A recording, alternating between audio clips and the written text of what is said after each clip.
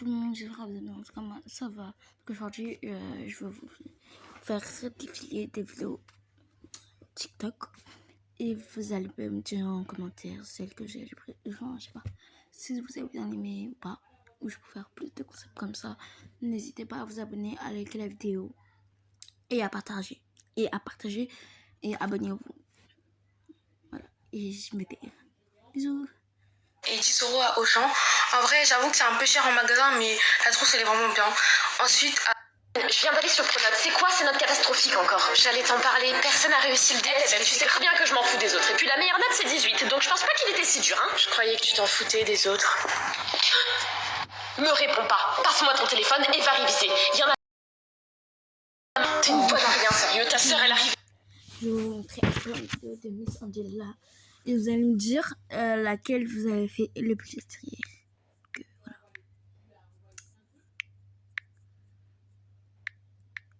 Voilà. Alors, vous allez voir. Ah, c'est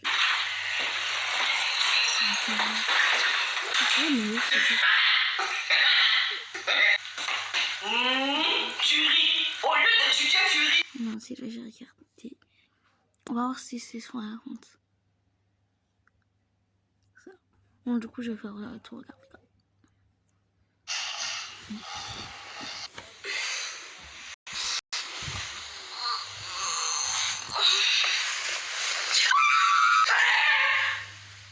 Qui crie là? Maman! Oui! Qu'est-ce qu'il y a? Maman! Maman, c'est rouge! C'est rouge! Qu'est-ce qui est rouge? Dans mon caleçon, c'est rouge! Oui, j'ai compris qu'il s'agissait de ton caleçon! Oui, ton caleçon, ton gros caleçon, ton caleçon à quoi? Mais je sais pas pourquoi c'est rouge, j'ai jamais pissé au lit comme ça!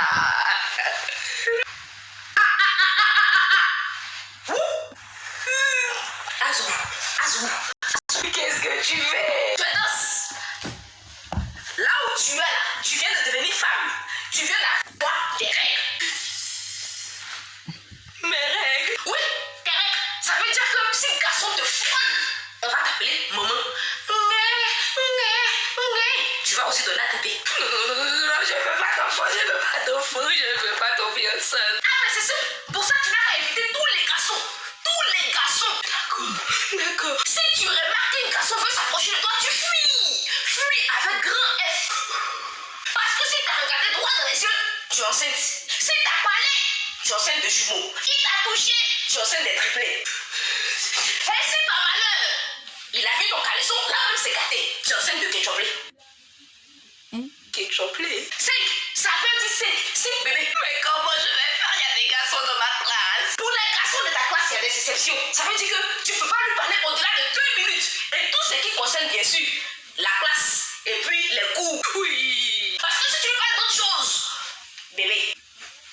Conclusion, la seule solution, c'est fuir. Si un garçon te parle dessus, je cours.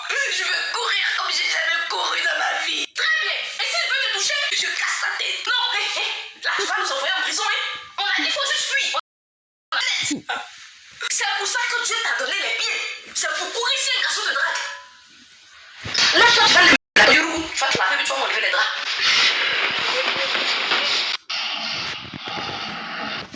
Je n'ai jamais vu ça. Une jeune fille aussi désordonnée que ça.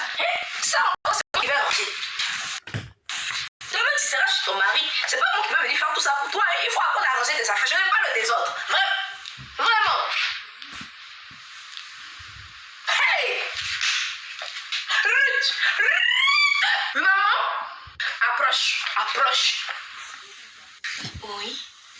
Écoute-moi très bien. Non, écoute-moi très bien. Tu as commencé à te maquiller dans cette maison. Je n'ai rien dit. Tu as commencé à t'habiller sexy. Je n'ai rien dit. Tu sors souvent, tu rentres à des heures tardives. Je n'ai rien dit. Mais ficelle dans ton anus là, ça là, je ne vais pas accepter. Ficelle dans tes fesses, Ruth, ça là, je vais. C'est la même patron. Qui t'a montré ça? Personne. Parce que moi là, j'étais jamais appris à faire ça là. Qui t'a montré string? À mon âge, tout le monde connaît ça. Je n'aime pas le désordre. Vraiment. Du coup, désolé. Vraiment. Du coup, vas-y, c'est pas grave, on va laisser comme ça parce que je sais pas quoi. Hey! Ruth! On Maman! va voir Approche. parce que si ça peut être grave, je remettais pas ça. Le temps que gosier, exposer tes dents, hein? Tu peux prendre du temps là pour étudier. C'est déjà 5 minutes que tu as perdu comme ça. Et quand on est encore à l'examen là, on évite de beaucoup rire.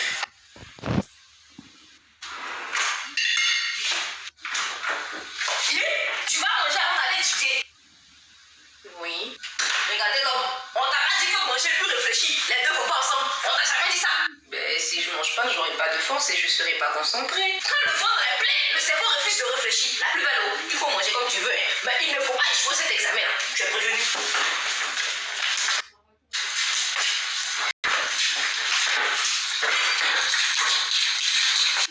Je crois que ça vient de pour en plus quoi.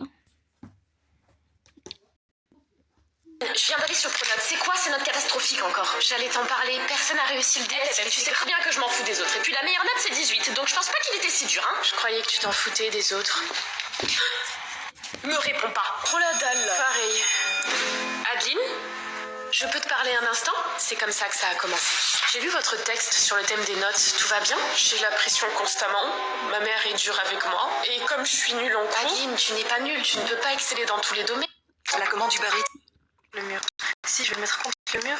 Ce mur... Il voulait s'en prendre à cette femme, mais a renoncé lorsqu'il a vu de grandes silhouettes marchant à ses côtés. Cette fille habitait dans une ville, là où il y avait récemment eu un viol. Le viol d'une fille dans une ruelle sombre située tout près de sa maison. La femme musulmane en question s'apprêtait à rentrer à la maison après l'école. Il se faisait tard. Elle ne voulait pas rentrer tard pour ne pas inquiéter ses parents. Elle a donc eu deux options. La première est de prendre le raccourci de la ruelle sombre, là où un viol s'était produit. La deuxième était prendre la longue route, mais arrivant en retard et décevoir ses parents. Elle a décidé de prendre le raccourci de la ruelle sombre. Pendant qu'elle marchait dans cette ruelle, elle était au courant de l'histoire du viol. Elle était donc nerveuse. Puis d'où elle était, elle aperçut une silhouette sombre d'un grand homme marchant vers elle. De plus en plus paniquée, elle commença à réciter le verset du trône. Regardez bien, la première chose qu'elle a faite, réciter le verset du trône. Elle continua de marcher, murmurant, récitant le verset jusqu'à la fin. L'homme s'approchait de plus en plus près, elle tentait d'aller plus rapidement pour s'éloigner de lui. Mais l'homme s'approchait encore et encore. Et une fois à côté d'elle, l'homme lui a regardé dans les yeux tout en continuant tout droit. Une fois rentrée, elle raconta à sa famille ce qui s'était produit à l'instant. Ils ont fait un lien avec l'homme du viol et ont décidé d'avertir les policiers. Ils ont appelé la police et elle a donné la description physique de cet homme. Quelques jours plus tard, les policiers ont appelé les deux femmes, celle qui était victime du viol et cette femme musulmane. Ils les ont appelées et invitées à venir identifier l'homme au poste. Lorsqu'elles arrivaient au poste de police, la victime de viol et la femme musulmane ont tous deux affirmé que c'était lui. Une question faisait surface. Ils l'ont ainsi